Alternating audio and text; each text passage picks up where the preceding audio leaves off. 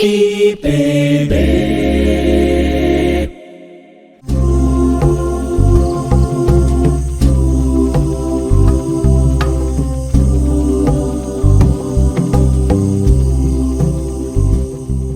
Então vamos orar. Senhor nosso Deus e amado Pai, muito obrigado, ó Deus, por tudo aquilo que o Senhor já falou ao nosso coração nesse período da manhã, com a nossa querida preletora Joyce. Obrigado por um tema tão importante. Agora, ó Deus, continuando, queremos que o Senhor fale ao nosso coração sobre a importância da educação cristã e como é que a educação cristã pode nos capacitar e nos dar respostas acerca dos desafios que essa sociedade, que eu estou denominando de uma sociedade anticristã, ou seja, que suas filosofias e ideologias já são tão anticristo, anti-Deus, anti-palavra, que nós podemos olhar para ela como uma sociedade de fato anticristã, onde esse mundo jaz no maligno. Mas será que nós temos resposta? Qual deve ser a postura nossa como pais? Como é que tem que ser a nossa postura como professores de escola dominical? Como deve ser a nossa postura como orientadores de UCP? Adultos que têm um grupo de criança nas mãos, nas igrejas, nas nossas igrejas, como deve ser a nossa resposta para com cada uma delas, para que sim, nós possamos orientar nossas crianças no caminho em que elas devem andar. Oramos assim para que o Senhor nos mostre, segundo a Tua palavra, e aquilo que nós preparamos para produzir e para passar aqui para vocês. Oramos assim em nome de Jesus. Amém. Ok. Antes de mais nada, e eu vou tentar ser o mais rápido possível nessa parte introdutória, se eu preciso entender, não é, a importância da educação cristã numa sociedade que eu estou denominando de anticristã, que não quer saber de Deus, que não quer saber de Cristo, que pelo contrário faz chacota de Deus, faz chacota de Cristo, né? Eu preciso então saber o que é que está acontecendo nessa sociedade, o que é educação cristã e como é que na educação cristã ou a Bíblia nos ensina a agir e responder às demandas desse mundo, tá ok? Então eu queria apresentar para vocês, pode passar por favor, pode passar o slide todo, tá? Mais um. Qual é o nosso objetivo?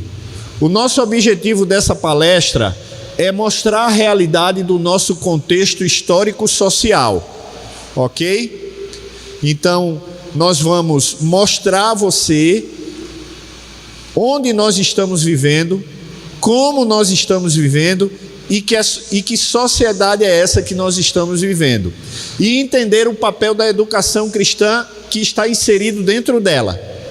2022, como é que nós estamos vivendo em 2022?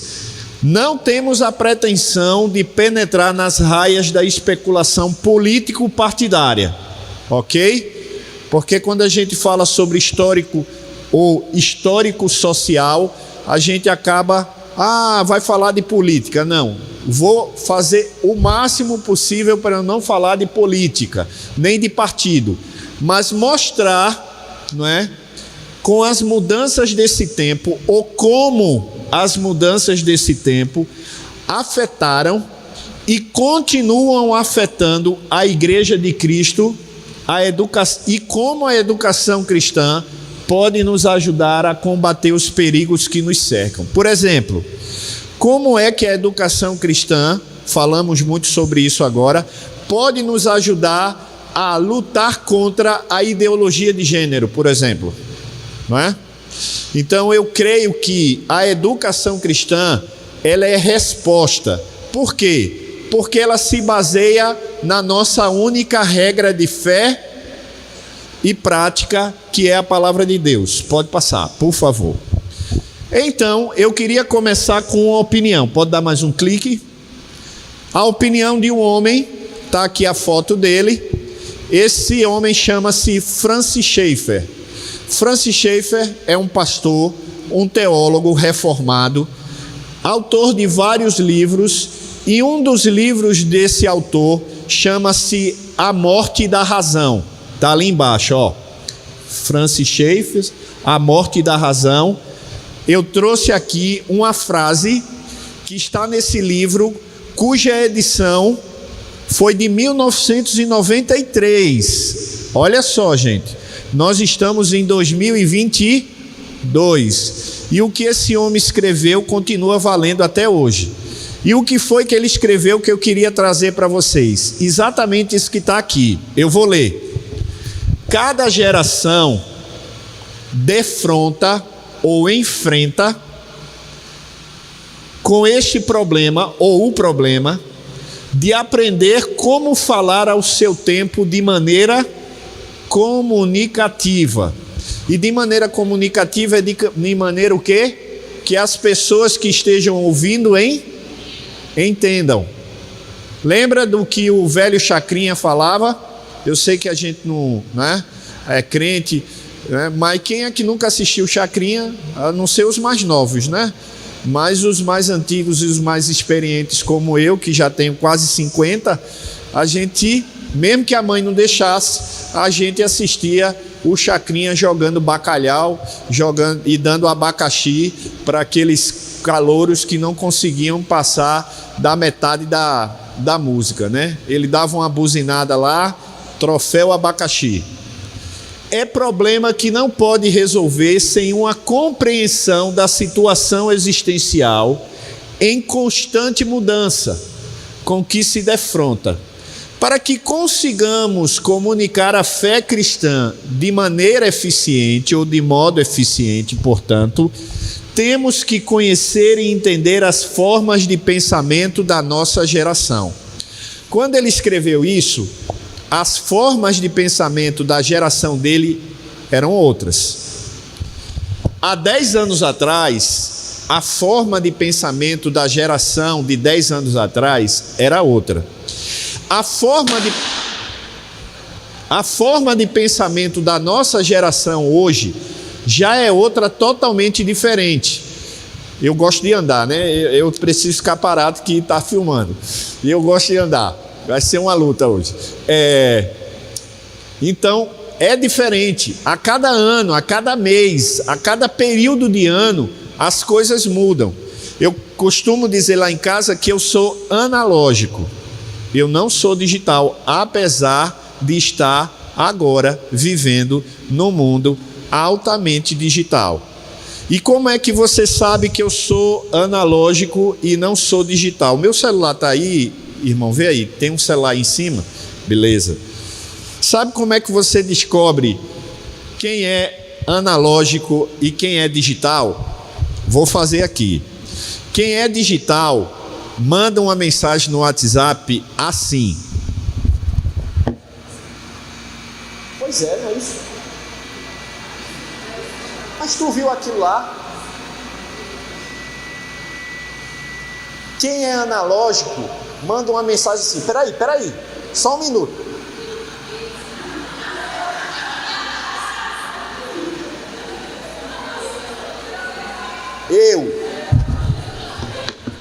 Eu não uso os polegares, eu só uso o indicador aqui. Eu não consigo.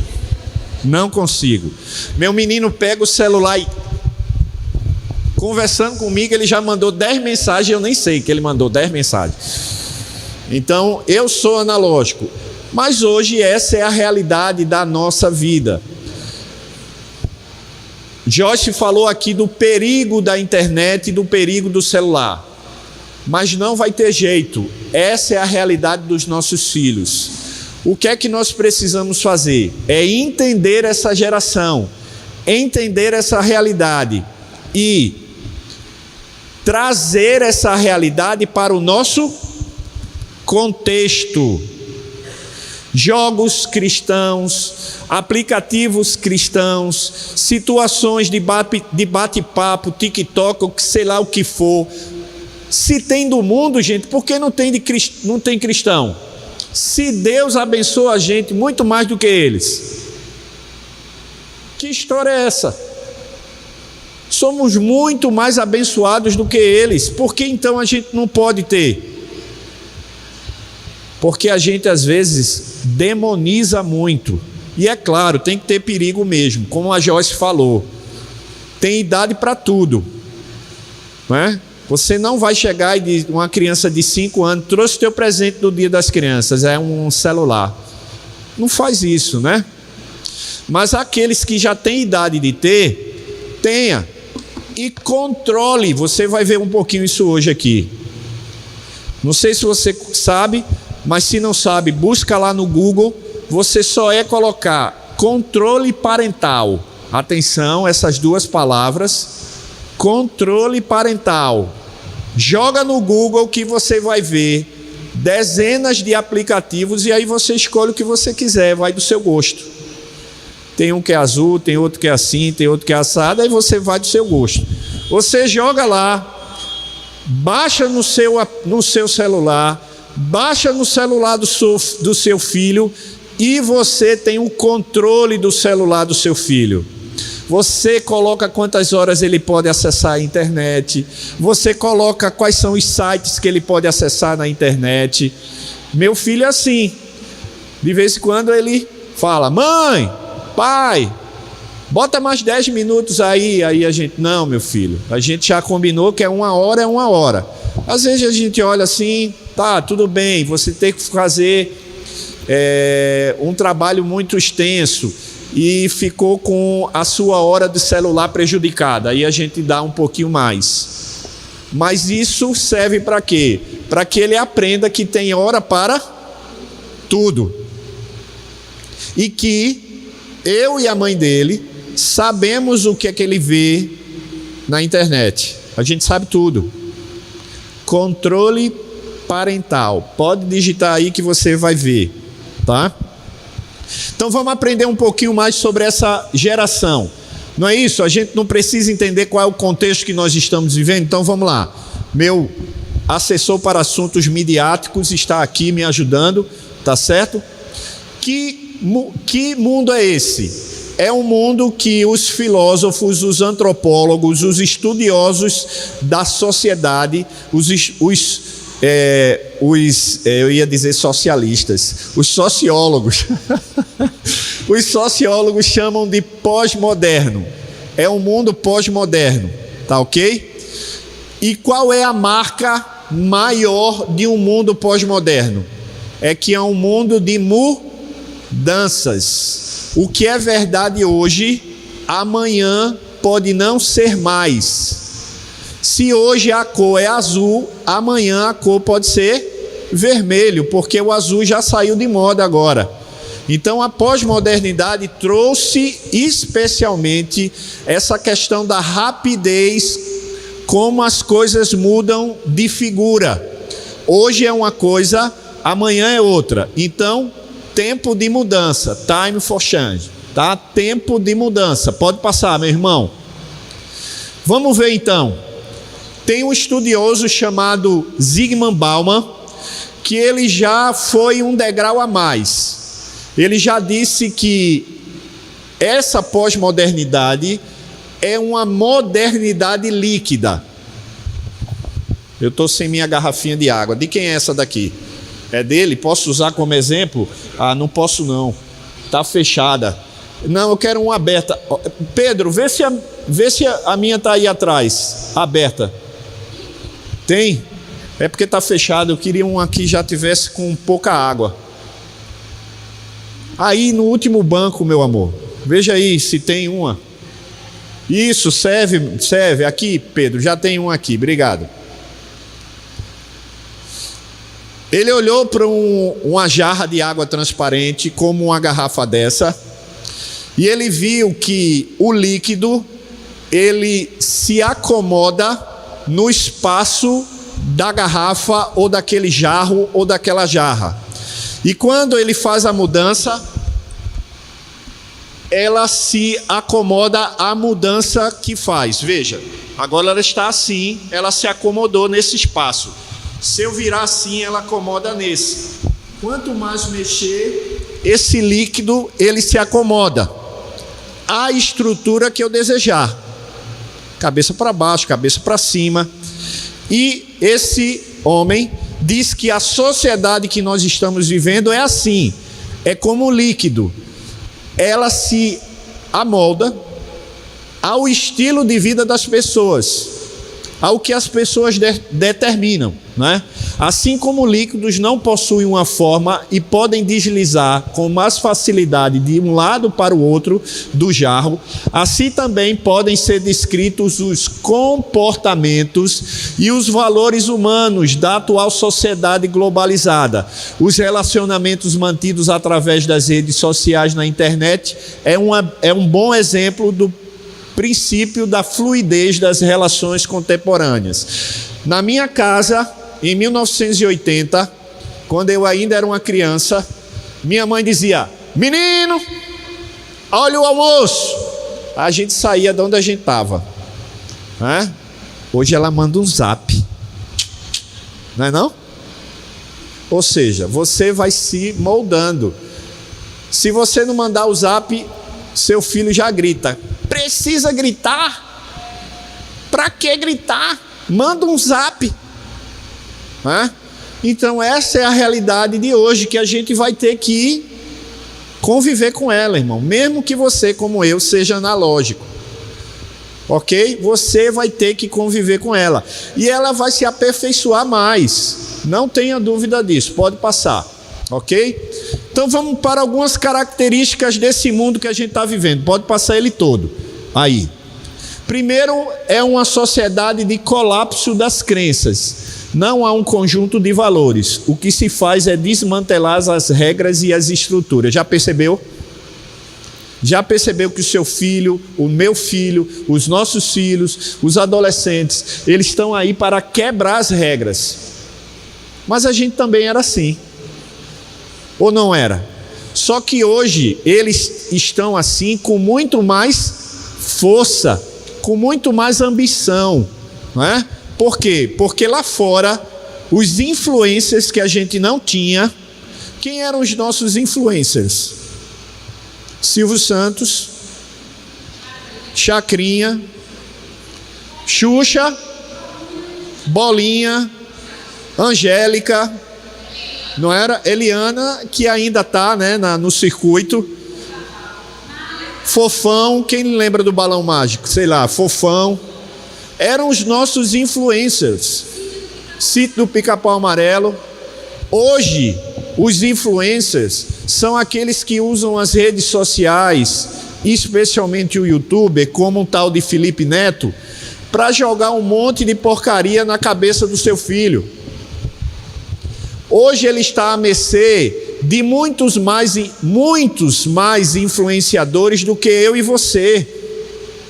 Quem me influenciava era Xuxa, sei lá quem era. Quero trazer a figura de um homem, mas não consigo. Luciano Huck, Sérgio Malandro, né, que tinha. Os Trapalhões, pronto, chegou. Que hoje, se passar na televisão, é politicamente incorreto, né? Os Trapalhões hoje seriam processados, porque o que eles mais tinham eram piadas contra gays, contra negros, contra gordos, contra carecas. Eles estariam, desculpa o termo, na lama, no pó. Porque hoje você não pode falar nada de coisa nenhuma, né? Se eu chegar na venda e disser, e aqui, agora eu estou na minha terra, eu moro lá em São Paulo hoje, né? E aí eu falo umas coisas que eles não entendem, mas agora eu estou na minha terra, né? Se eu chego num fiteiro e digo assim, me dá um nego bom aí, menino. Você sabe o que é um nego bom, não sabe? É aquele bombom, não, aquele, como é bala, né? Lá a gente chama de bala. Bala aqui é tiro, né? Eu chamo bombom. E bombom lá para eles em São Paulo é chocolate. É confeito, a gente chama confeito. Isso mesmo, meu irmão, a gente chama confeito. Se não é confeito, quem não chama confeito chama de bombom. Mas bala a gente não chama. Bala a gente não chama. Bala a gente quer longe. Mas lá eles chamam de bala, né? Mas hoje, se a gente chegar na barraca de menino, me dá um nego bom aí, alguém vai se ofender, né? Então a gente está nesse clima de quebrar as regras, de novidades exóticas, né? Tem uma música em espanhol que diz assim: cada noite um rolo novo.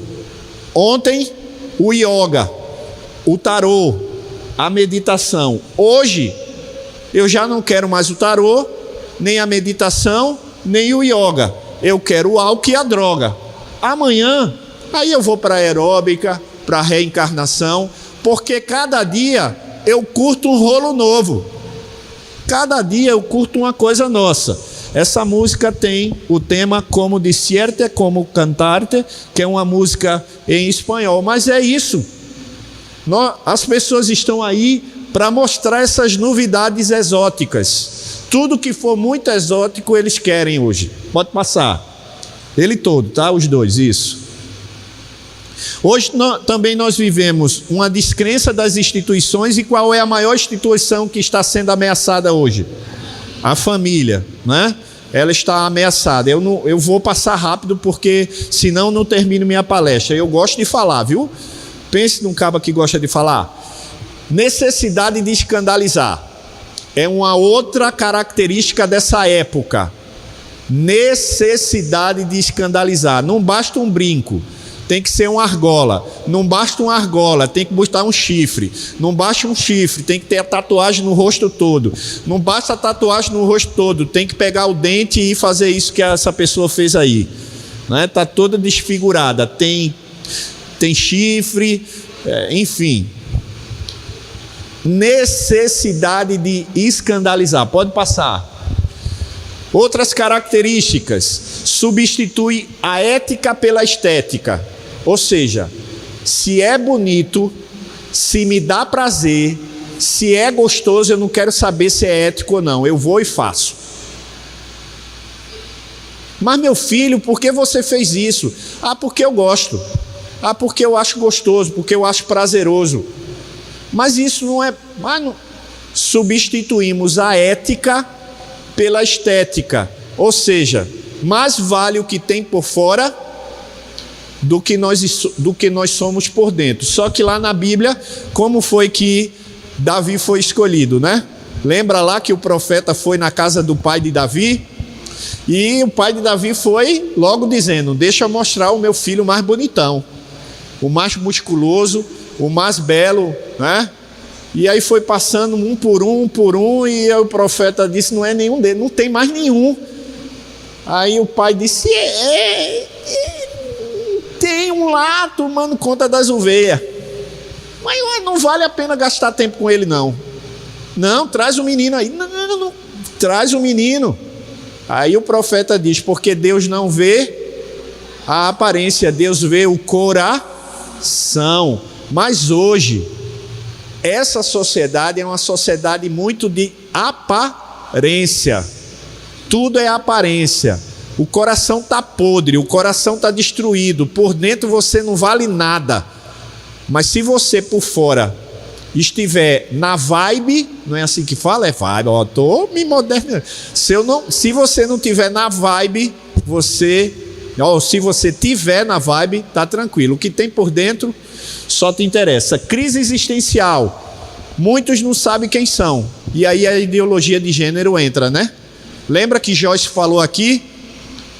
Mas quem você é? Uma criança de 11, 12 anos dizendo: não sei ainda. Eu ainda vou decidir quem eu sou. Como assim? Mas é isso. É uma sociedade que diz: calma, você decide quem você é quando você quiser. Pode passar. É uma sociedade de falta de uma cosmovisão. E a maior prova disso é uma música muito antiga, de Raul Seixas. Eu prefiro ser essa metamorfose ambulante do que ter aquela velha opinião formada sobre tudo. Ou seja, eu não preciso de paradigma, eu não preciso de doutrina, eu não preciso de conteúdo, eu não preciso de regra. Porém, a gente sabe que sem regra o mundo vira o quê? Um caos. Mas o que eles não querem é exatamente isso, não querem ter uma cosmovisão.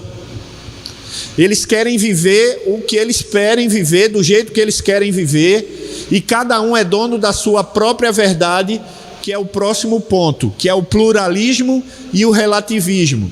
Não existe uma verdade absoluta, cada um tem a sua própria verdade, cada um faz a sua própria verdade. Algo pode ser verdade para você hoje, para mim não pode ser, e daí? Cada um vive a sua vida, ok? Então, esse é o contexto, tá? Pode passar. Mas o que é que a Bíblia diz? A Bíblia diz em Romanos, porque você já estava desconfiando, né? O pastor está falando demais, cadê a Bíblia? Que ele não abriu ainda, né? Cadê a Bíblia que ele não abriu ainda? Então vamos lá, primeiro texto, Romanos capítulo 12, verso 2, que diz o quê? Vamos reler todos juntos?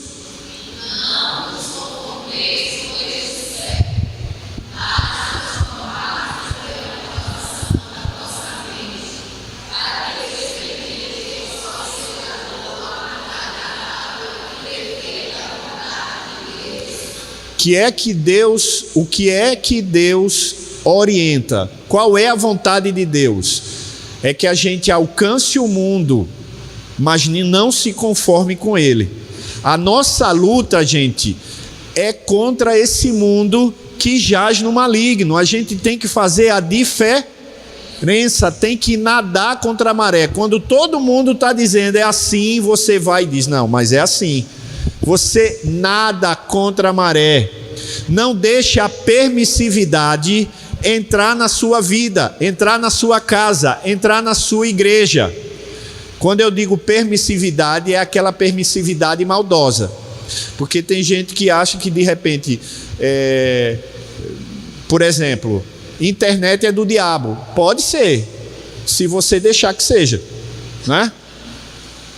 Porque a internet tem muita coisa boa. Por exemplo, você recebeu a informação desse treinamento pela internet, através das redes sociais. Se não fossem as redes sociais, talvez o alcance não teria sido como foi. Então, não existe só diabo na internet. Tem coisa boa também. Como tem... O diabo pode estar em qualquer outra coisa, basta você dar espaço para ele. Tá ok? Tá certo? Então a ideia é não se conformar, não se amoldar, é não tomar forma desse mundo, é não tomar forma desse mundo, ok? Pode passar. Deuteronômio então diz o seguinte: ouve Israel, o Senhor nosso Deus é o único Senhor. Amarás, pois, o Senhor teu Deus de todo o teu coração, de toda a tua alma, de toda a tua força. Essas palavras que hoje te ordeno estarão aonde? No teu coração. E presta atenção agora. E tu inculcarás. Em outras traduções, você pode pegar sua água, viu, irmã? Antes de vir para cá, eu passei a mão, eu passei muito álcool na mão. Então fique tranquila, tá bom? Mas se quiser, passe mais álcool aí. Todo protocolo é bom. Tu as inculcarás, ou seja, em outras palavras, em outras traduções, tu as ensinarás.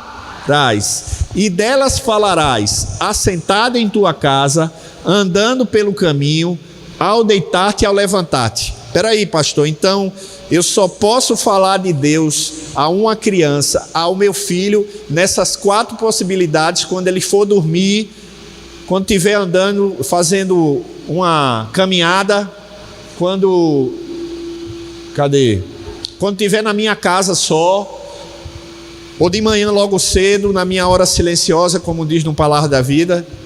Não, quando ele fala e usa essas 4 situações, ele está dizendo, em outras palavras, que em todo tempo.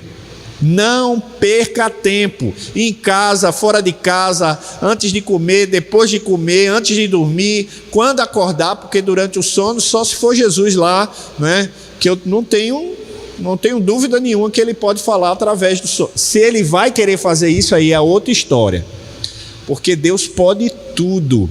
Agora, se ele quer, aí já é outra história, tá? Então essa é a ordem de Deuteronômio. Se a gente entende ela, gente, a gente já tem meio caminho andado. Eu não sei, é muito difícil. Gente, entenda essa palavra aqui, que você já tem meio caminho andado. Pode passar, Flávia. Diante disso, então, a pergunta é: como a educação cristã pode nos ajudar? Então vamos lá, vamos tentar responder. Então, primeira coisa que a gente precisa entender é o que é educação. A gente já sabe qual é o contexto dessa sociedade, a gente já sabe que essa sociedade é anticristã por todas aquelas características que eu enumerei. Agora, se eu quero saber como é que a educação cristã pode me dar respostas, então vamos lá, vamos saber o que é educação, né? E aí eu trouxe a resposta de 2 pessoas, e a minha também. A minha é a mais fraquinha de todas, viu? Mas, bom, de alguma forma eu trouxe. Vamos lá, primeiro desse senhor aqui que não é crente, ou pelo menos evangélico, porque crente até o diabo é, né? Mas ele não é cristão evangélico, mas é uma pessoa cristã, é uma pessoa muito centrada, que o que ele fala não é regra de fé e prática, porque regra de fé e prática é só o quê? Verdade absoluta é só as escrituras, não é? Mas a graça comum, lembra que você já ouviu sobre isso na sua igreja? A graça comum alcança também quem não é de Deus. E muita coisa que esse homem fala, eu olho e leio e escuto e digo assim, esse homem tem razão. E ele diz o seguinte: a educação é a formação de uma pessoa, é tudo aquilo que ele aprende, é a formação dele, desde criança até o último dia da vida dele, ok? Por isso, lembra o que Joyce falou aqui, vai bater muito com o que ele está dizendo. Por isso a família educa, e a escola, olha o que a escola faz. A escola faz escolarização, que é um pedaço da educação, porque o outro pedaço quem faz é o pai. Agora, é claro, existem, como vocês levantaram aqui, as hipóteses, as experiências de vocês, de pais que não estão nem aí para os filhos. E aí, a escola acaba fazendo tudo por ele. A escola e a igreja. No meu caso, por exemplo, eu me converti aos 13. Aos 13 anos de idade eu me converti. Meu pai não queria saber de crente, de igreja, de católico, de nada. Meu pai não queria saber de história nenhuma. Só queria saber da cervejinha dele, ele tomava a cervejinha dele e aquela coisa toda. Meu pai dizia, olha, não venha com essa conversa pro meu lado não. Se você quer ser crente, o problema é seu. Eu não vou me incomodar com isso, só não quero que você me perturbe com isso. Minha mãe era uma católica que chegava e dizia assim, meu filho, eu sou católica não praticante. Aí eu dizia, então não é. Se não pratica, não é. Eu não entendo quando alguns dizem, né, assim, eu sou não sei o quê. Ainda bem que os evangélicos não dizem isso, né? Imagina pegar a moda e dizer assim, eu sou evangélico, não praticante. Não tem como, né? Mas minha mãe diz isso para mim, meu filho, eu sou católica. Tem os desigrejados, né? Fale, minha irmã. Não, essa moda pega, né? Então apaga, né, irmão? Volta a fita, apaga aí, tá ok? Mas minha mãe dizia isso para mim, meu filho, eu sou católica não praticante. Eu doido para perguntar ao padre lá, quando eu ia para a missa, o nome dele era em Camaragibe, eu nasci em Camaragibe, né? Lá em Camaragibe o nome do padre era Padre Hipólito, e ele era polonês. Já era difícil entender a missa com ele. E eu dizia, falar com ele é mais difícil ainda, né? Então eu não ousava perguntar ao Padre Hipólito o que era ser católico não praticante. Mas Mário Sérgio Cortella, nesses 2 livros que vale a pena ter, tá? Atenção, gente, eu vou repetir. Tem 2 pastores ali, tem mais pastores aqui na frente, tem aqui. Por favor, pastores, entendam. Estou repetindo e vocês são testemunhas. Eu não estou dizendo que Mário Sérgio Cortella é o dono da verdade absoluta.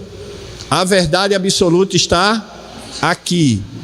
Mas que você pode ler um trecho sim dos livros que ele escreve e fazer como os bereanos faziam e fazer como qualquer outro crente fazia. Reter o que é bom. Reter o que é bom. Ok? E esses 2 livros aqui são bons. E você, deixa eu me aproximar mais que a velhice chegou. Família, Urgências e Turbulências e Educação, Escola e Docência, tá? Procura no Google e se você puder adquirir, sempre naquele crivo de que não é verdade absoluta, mas que pela graça comum Deus deu a ele inteligência e ele escreveu coisa boa. O outro que eu quero trazer para você é nosso, é da nossa denominação, presbiteriano, né? Se tem alguém aqui de outra denominação, conheçam essa pessoa aqui, é uma pessoa muito inteligente, pastor, professor do Andrew Jump, que é o nosso centro de excelência lá em São Paulo, mestrado, pós-graduação, doutorado. Os pastores presbiterianos estudam nesse centro de excelência. E ele tem 2 livros que, aí, olha, esses vale a pena você comprar. Isso aqui é um livreto pequenininho. Pequenininho, cabe na sua mão. Em 30 minutos você lê. 30 minutos você lê. E o livro é Você Educa de Acordo com o que Adora. Ou seja, ele não faz separação de religião e educação.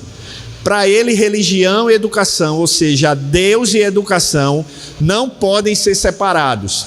Que a educação, que na matemática, que na geografia, que no português, que em qualquer componente disciplinar, qualquer componente educacional, Deus se faz presente. E ele diz que a educação é por natureza um empreendimento religioso. Não dá para separar a educação de religião, ou seja, a educação de Deus. O outro livro, esse é um pouquinho mais grosso, mas dá para você ler bem rápido, 1 dia, 2 você lê. Educação em casa, na igreja e na escola. Uma perspectiva cristã. Uma perspectiva cristã. Gente, lê esse livro, esses 2. Fantásticos, para você que é professor de escola bíblica dominical, para você que quer se aprofundar em educação cristã, vale a pena ter esses 2 livros. Pode passar? Então, a conclusão que eu chego aí agora é minha, tá? É meia boca, mas é minha. É todo o processo de conhecimento de Deus e da sua palavra, ou seja, todo o processo que você experimenta e que Deus é anunciado e que Deus é ensinado e que Deus está ali no contexto daquela história é educação cristã.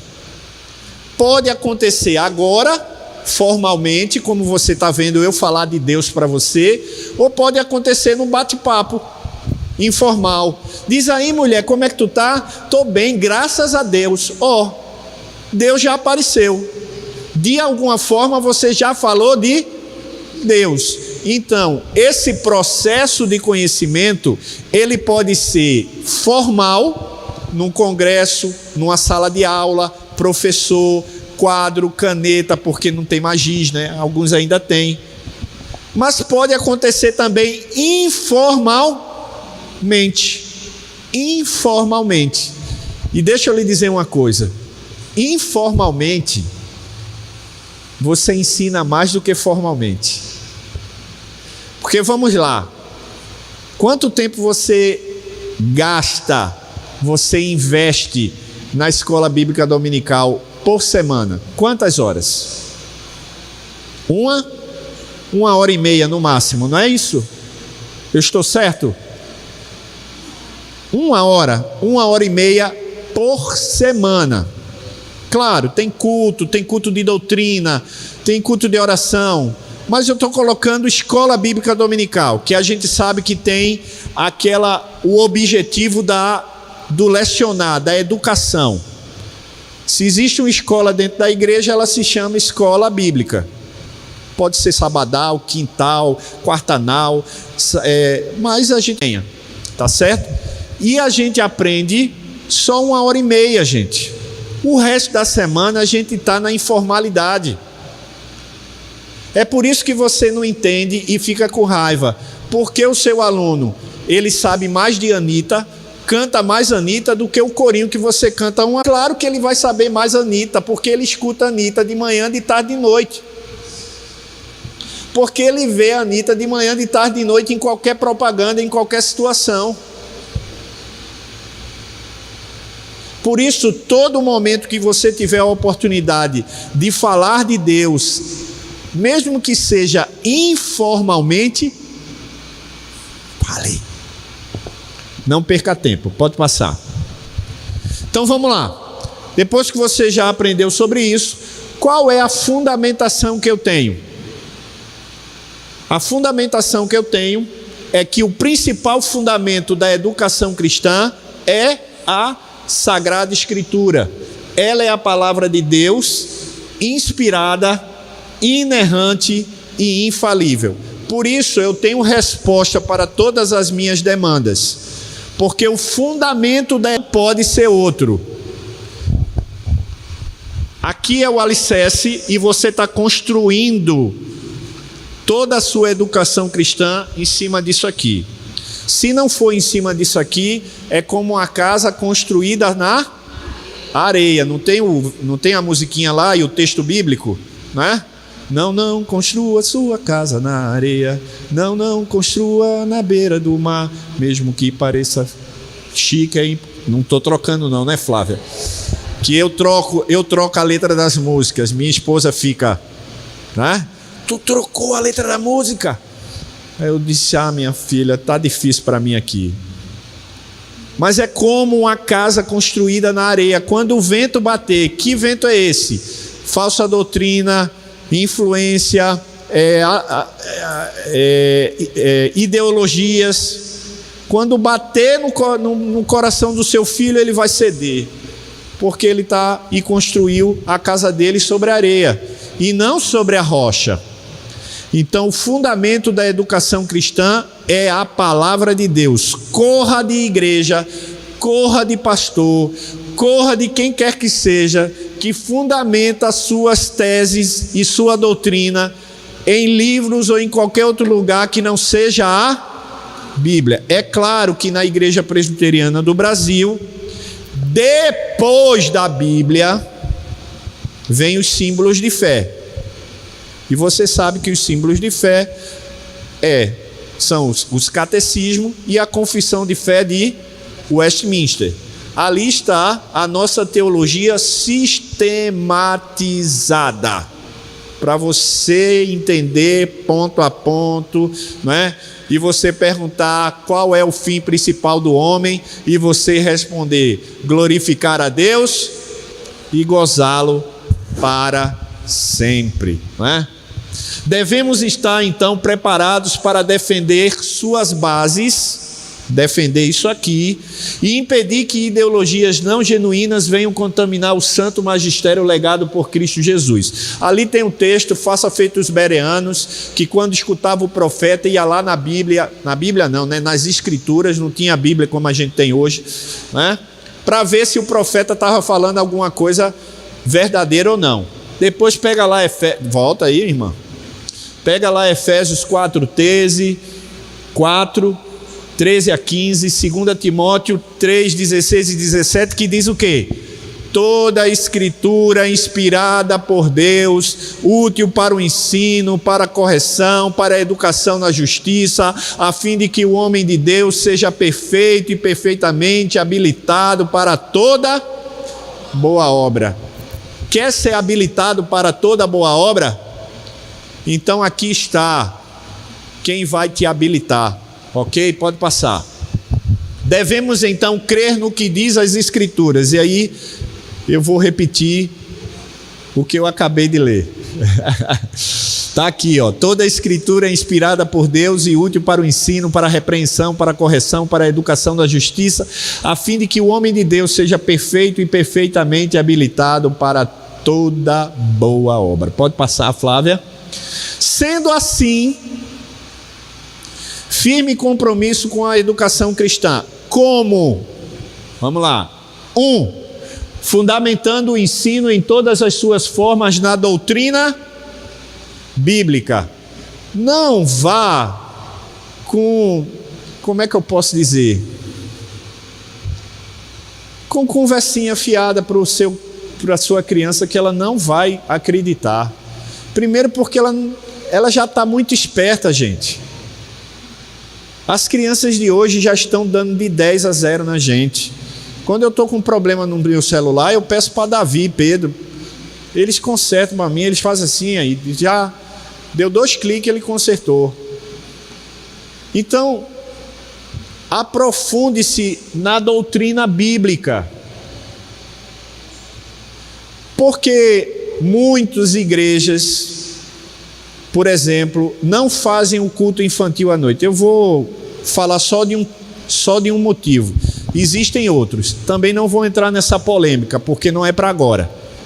Mas um dos motivos é que toda vez que as crianças saem, é para assistir um filmezinho. É para brincar, para pegar uma página, desenhar alguma coisa. E cadê o ensino bíblico? Cadê a mensagem? Se for para fazer isso, então é melhor que fique no templo mesmo.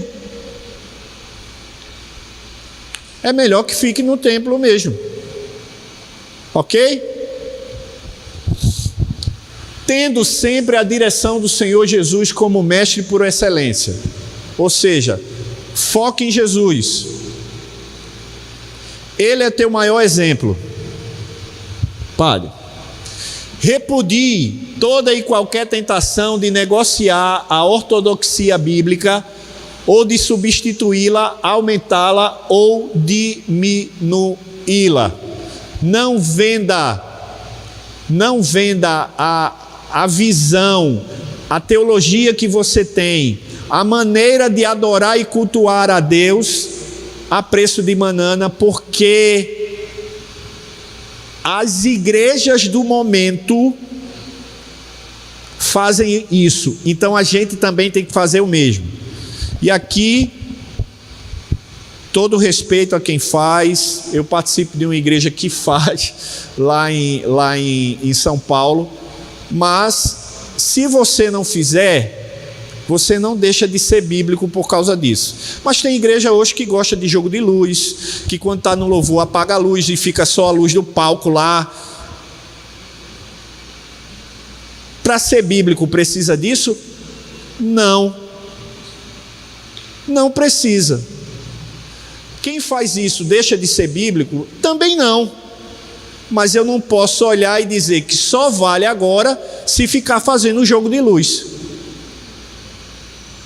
Não troque sua ortodoxia, ou seja, sua maneira de adorar a Deus. A Bíblia diz como é que nós temos que adorar a Deus: em espírito e em verdade. Combatendo as heresias através das escrituras e não de argumentos humanos. Às vezes a gente quer combater uma heresia, uma coisa que você escutou, e você fica argumentando com suas próprias ideias. Vá na Bíblia, irmão, abre a Bíblia. Lembra quando Jesus foi tentado? Ele podia chegar para Satanás e dizer assim, ó, cai fora daqui. Podia? Na primeira oportunidade ele já podia ter dito, vai embora. Mas ele nos ensinou que é na palavra que a gente vence. O que é que Jesus dizia a Satanás? Está escrito, nem só de pão. Está escrito, não tentarás o Senhor teu Deus. Está escrito, só a Deus adorar. Gente, está escrito. É nossa única regra de fé e prática. É inspirada, útil para o ensino, para a repreensão, para a correção na justiça. Então, deixa o argumento humano de lado e vá para a Bíblia. Abominando o relativismo moral, ensinando de maneira clara as verdades absolutas da Bíblia. O certo é certo e o errado é errado. Vou dar um exemplo aqui, bem legal. Você viu que Joyce deu exemplos, muitos exemplos de séries, filmes, né? Deixa eu dar um lá. Quem já assistiu Detona Ralph? Ninguém? Eu assisti, gente. Detona Ralph. Tem até Wi-Fi Ralph também agora. Agora não, já faz tempo. O primeiro Detona Ralph, eu não sei se você lembra, mas no início do desenho, o Ralph lá, que é o grandão que destrói e tal, e o outro vai lá com o martelinho e conserta. Ele está chateado que ele nunca ganha, né? Ele nunca ganha. E aí ele vai se encontrar numa espécie de vilões anônimos, como se fosse o AA. Lembra? Ele está lá nos vilões anônimos. E eles conversam, aí porque a gente nunca ganha. Acabou a reunião. O que é que eles falam? O moto da UCP. Não é o moto da UCP. Mas é o moto deles. Sabe qual é o moto deles? Eu sou mau e isso é bom. Nunca serei bom e isso não é mal. Vou repetir. Vai lá, assiste já. Porque você pode dizer, o pastor Salsicha está inventando coisa aí. Pastor Salsicha, pastor Zé Roberto. Eu sou mau e isso é bom. Nunca serei bom e isso não é mal. Gente, é bem rápido, mas isso fica aqui, ó. Ou você acha que não? Ou você acha que Silvio Santos está ganhando dinheiro como? Você sabe que ele é dono da Jequiti, não sabe? Sabe, né? Ele é dono da Jequiti. Você assiste a SBT? De vez em quando, né? De vez em quando a gente assiste. Não sei se você já percebeu. No meio do nada não, tá aparecendo lá o programa. Não é comercial não, gente. Não tá na hora do comercial não. É no meio lá do programa. Aí você abre e fecha o olho assim e faz Jequiti, bem rápido. Já viu? Bem rápido assim, aparece Jequiti, aí sai, aí você, opa, acho que teve uma falha. Não é falha não, é porque Silvio Santos, que é um homem inteligente, que sabe ganhar dinheiro, joga aquela imagem porque aquilo vai ficar no seu sub. Quando você quiser comprar qualquer coisa de Jequiti, vende o quê? Cosmético. Você vai pensar logo na Jequiti, é a primeira marca que vai vir na sua cabeça. Por quê, ó? Está guardadinho aqui naquela imagem, Jequiti. Isso aqui, ó, fica aqui na cabecinha do seu filho. Eu sou mau e isso é bom. Nunca serei bom e isso não é mal. Acabou, meu filho, acabou. Já está lá na cabecinha dele. Por isso, precisamos abominar esse relativismo moral e ensinar as verdades. O certo é o quê? E o errado é errado, acabou. Hoje a gente torce pelo vilão da história, é ou não é? Não é. Hoje a gente torce pelo vilão da história. Pedro está ali atrás, eu não sei se ele vai lembrar. Ele tinha 5 anos apenas. Ele só tinha 5 anos. E eu perguntei a ele o que é que ele queria ganhar de presente de Dia das Crianças. É um perigo, né? Porque de repente ele diz assim, eu não tenho dinheiro para comprar. E ele fez assim, eu quero o pinguim. Aí o pinguim, eu lembrei logo da minha mãe. Olha, quem é velho aqui vai lembrar. Velho, ó, quem é experiente aqui vai lembrar. Quem é aqui que tinha na geladeira um pinguim em cima lá da geladeira? Eu. Minha mãe botava um pinguim lá, que eu pensava que era para me vigiar. Porque ele está mesmo assim, ó, olhando para baixo. E eu dizia, esse pinguim está me vigiando. E eu gostava de ir lá e pegar o restinho do pudim. Ai, o pudim domingo, ó. Porque a gente não podia comer pudim todo dia. Era só no domingo. Refrigerante, cajuína, era só no domingo, né? E com pudim de leite. Ai, era bom demais, delícia. Aí eu olhava para um lado, olhava para o outro, não tinha ninguém aí, ó. E o pinguim lá. Aí foi que eu entendi que ele queria o pinguim do Batman. E o pinguim do Batman é o quê? É o vilão da história. Mas por quê? Porque hoje os desenhos animados, os filmes estão trocando as coisas. O certo virou errado e o errado virou certo. E a gente não torce mais pelo mocinho da história, pelo herói da história. A gente torce pelo anti-herói. E o anti-herói hoje é o mais engraçado, é o mais fofinho, mas ela é lésbica, ele é gay.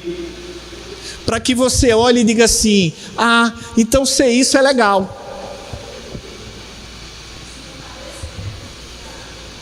Vamos lá. Ensinando de igual modo responsável crianças, jovens, adultos e idosos, crentes e não crentes.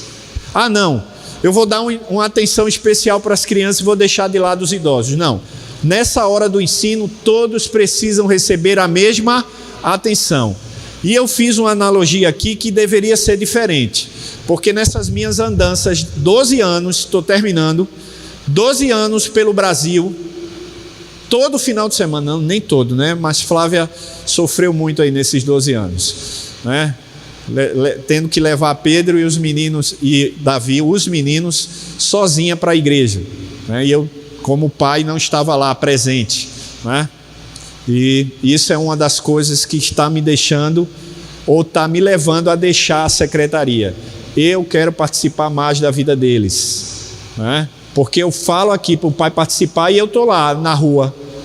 Tudo bem, é para falar do amor de Deus. E meus filhos, né? Pronto, agora 12 anos, já fiz o que eu tinha que fazer. Vem outro e continua a jornada, não é isso? Então, eu visitando, e aí eu fui visitar uma igreja belíssima. Pense numa igreja top, pense numa igreja top. Pense numa igreja top. Não sei aqui em Recife, pense, pronto, aqui ar-condicionado, tudo top, aquela coisa toda, o templo, tudo, a sala do coral era a mais top de todas, eles tinham um coral belíssimo, e foi sala de jovem, sala disso, sala daquilo, e eu disse, esse pastor não vai me levar no departamento infantil não? Até que eu não aguentei e disse, pastor, e o departamento infantil? Então, veja só, o departamento infantil é o único que ainda não passou pela reforma. Não, porque criança vai em qualquer lugar, pastor. Como é a história, irmão? Não é não, pastor, criança vai em qualquer lugar. Então a gente deixou ela por último. Essa ainda tem sido a visão, e aí perdoe pastores, não é o caso de vocês, eu tenho certeza absoluta, tá certo? Mas essa ainda é a visão de muitos pastores. Faz qualquer coisinha aí porque é criança mesmo. Pastor do céu, a gente não tem ninguém para falar hoje no... liga para isso não, menina, qualquer coisinha, faz aí qualquer coisinha. Vamos lá. Utilizando todos os recursos da pedagogia e da didática, com toda a sua modernidade. Contudo, não esquecer que a palavra de Deus é Olha, se você quer usar PowerPoint, se você quer usar flanelógrafo, se você quer ficar de cabeça para baixo e ensinar os seus alunos de cabeça para baixo, a metodologia se não comprometer a doutrina e se não escandalizar, faça do jeito que for melhor para a sua realidade. A única coisa que não pode mudar é a palavra, é o ensino. Essa não pode. Essa não pode. Mas se você quer dar aula usando PowerPoint ao invés de flanelógrafo, beleza. Se você quer usar o flanelógrafo ao invés do PowerPoint, beleza também. Ok? Mas o que não pode é alterar, colocar uma vírgula, tirar uma vírgula ou ensinar aquilo que não está na Bíblia. Além disso, proteja sua família, especialmente seus filhos, de quê? Ou como? Acompanhando o uso da internet, eu já dei a dica para vocês. Controle parental. Impondo limites para assistir filmes, desenhos, novelas, programas de TV. Você ainda manda na sua casa, ok? Não é seu filho. Por favor, não é seu filho. Sondando o que eles aprendem na escola dia a dia. Mesmo que a sua escola seja confessional. Explicando que sempre que alguém falar que não conte isso para papai e mamãe, aí é que você tem que contar. Fale isso para o seu filho, por favor. Se qualquer pessoa chegar e disser, olha, mas não diz nada para o teu pai não. Diga, fale, porque tem alguma coisa errada aí. Evitando ser repressor, ou um repressor que não escuta, ou que todo instante fala, isso não pode, sem fazer o seu filho entender o porquê. Tudo bem, eu sei que tem horas que você chega e diz, não pode porque não pode. E você vai precisar fazer isso, porque talvez você não tenha tempo de fato para explicar. Mas aí o que é que você diz? Por enquanto vai ser assim. Quando eu terminar aqui, a gente senta e eu lhe explico o porquê. Porque senão fica aquela lacuna e ele vai olhar para você como aquele que dá ordem, mas não sabe por que dá ordem. Dá ordem, mas não sabe por que dá ordem. Escutando o seu filho com amor e atenção. Lembre-se, a infância e a adolescência passam rápidos. É uma fase vital para transformá-lo num adulto saudável. Vamos encerrar? Já é o fim? Então eu vou deixar uma dica simples. Pode tirar foto aí. Ensine seu filho ou uma criança, lendo a Bíblia com ele, orando com ele e por ele, levando-o para a igreja e fazendo o seu culto doméstico. Ok? Eu não inventei a roda, isso já existe desde quando a gente é, né? A gente entende que a gente, ok? Só mais um clique, eu acho, né? Conclusão, isso. Pode fazer todos. Concluindo, tenha bom ânimo. Nunca foi fácil fazer educação, mas tenha bom ânimo. Não se desespere, não desista na metade do caminho. Não desista. Sede sábio. Estratégias bem definidas. Entenda a sua época. Lembra lá Paulo que chegou e disse, me fiz de fraco para uns fracos, me fiz de judeu para judeu. Ele entendia o que estava acontecendo ao seu redor para poder falar de Deus, da maneira com que aquela pessoa pudesse entender de forma mais clara. E finalmente dependa de Deus. Nosso ensino precisa da base da palavra de Deus, porque se depender apenas de nós, não vai dar certo. Passei um pouquinho daquilo que eu queria, mas eu espero que tenha sido útil para você, tá bom? Quer falar? Quer bater palma?